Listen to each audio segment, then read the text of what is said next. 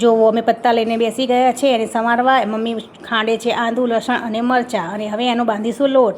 એની અંદર બધા મસાલા, મરચું, મીઠું, હળદર, આદું, લસણ, અજમો, તલ બધું જ નાખીને એનો લોટ છાશ વતે બાંધવાનો. છાશ વતે અંદર થોડું તેલ પણ નાખવાનું, જેથી એકદમ સરસ બને, સોફ્ટ. જો મમ્મી કરે છે બધું મિક્સ અને હવે બાંધશે એનો લોટ બાંધ્યા પછી એને લઈને અમે બેસી ગયા પાટ ઉપર. એના ગોળ ગોળ આવી રીતે બનાવી અને એને એક ઢોકળિયામાં બાફવા માટે મૂકી દેવાના. જો ભરી દીધું ઢોકળિયું. હવે એને ચડી જાય પછી એનું કટિંગ કરી લઈશું. કટિંગ કર્યા પછી એનો આપણે કરીશું વઘાર. જો એની અંદર તલ ફરીવાર નાખો, લીમડો નાખો તો અને વરિયાળી, બહુ જ ટેસ્ટ સરસ આવશે. અને ઓલરેડી બધા અંદર મસાલા તો થઈ જ ગયા છે. વઘાર થયા પછી એને બરાબર મિક્સ કરો. મિક્સ કર્યા પછી આને ચા જોડે જે ખાવાની મજા આવે છે ને, આ દૂધીના પણ બને. અમે આને કોઈ મુઠિયા કહે, કોઈ આવી રીતના ફજિયા કહે. તમારા ત્યાં તમે શું કહો છો એ કોમેન્ટ કરજો.